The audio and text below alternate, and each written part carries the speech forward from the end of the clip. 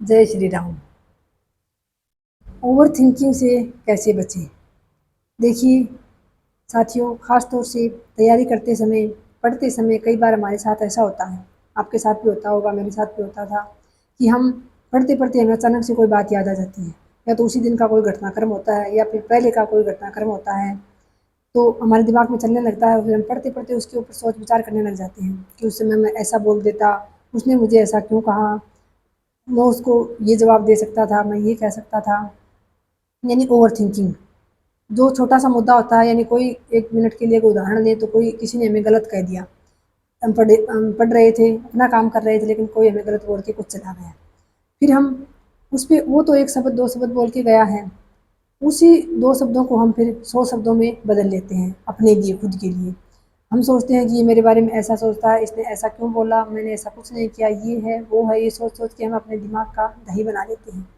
हमारा मूल उद्देश्य क्या था? हम पढ़ रहे थे और वहीं कोई एक शब्द हमारे कानों में ऐसा सुन गया, उसकी वजह से हमारा सारा का सारा जो मेहनत जिस पे कर रहे थे वो सारा हमारा ध्यान वहाँ से हट गया। इसके लिए आपको अपने जो आपका मन मस्तिष्क है उसको आपको एकाग्र रखना पड़ेगा। आपको ये सोचना है कि कोई दूसरा मेरे बारे में कुछ भी कहे, हमें खुद को पता है हम कैसे हैं। किसी दूसरे के नज़रिए से हमारा हम पर परिवर्तित नहीं हो सकते और कहते हैं ना कि नज़रों का इलाज हो सकता है लेकिन नज़रिए का इलाज नहीं हो सकता। तो जो व्यक्ति जैसा है वो आपके बारे में वैसा ही सोचेगा और जिसने आपके बारे में कोई धारणा बना ली है, ठान ली है, वो वैसा ही रहेगा। उसको आप कभी चेंज नहीं कर सकते। इसलिए खुद को चेंज कर लें, ये बहुत अपने लिए बेहतर होगा। और खुद को चेंज इस प्रकार से करें, अगर आप फ्री बैठे हैं तो आप कोई भी नाम आपको जो प्रिय है नाम जाप कर लें बैठे-बैठे। जब भी कोई दिमाग में नेगेटिव विचार आता है तुरंत उस विचार को वहीं रोक के और कुछ दिनों का अभ्यास लगेगा, उसके बाद आप अपने आप जो है आपको आदत पड़ जाएगी, नेगेटिव विचार आएँगे नहीं।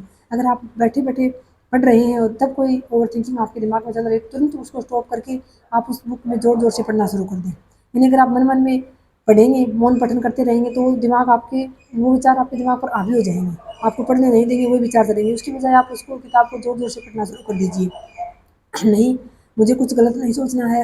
इस प्रकार का आप 2-4 दिन भी अभ्यास करेंगे ना, तो धीरे-धीरे आप इस बुराई को, इस आदत को छोड़ सकते हैं।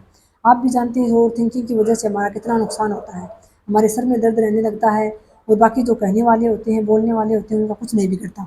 वो खुश हैं हमें दुखी देख कर ही, लेकिन हमें उनको खुश नहीं करना है, हमें अपने आप को खुश रखना है। तो नेगेटिव विचारों से छुटकारा पाएँ, कुछ दिन अभ्यास करें और उसके बाद आपको धीरे-धीरे ये आदत आपकी छूट जाएगी। धन्यवाद।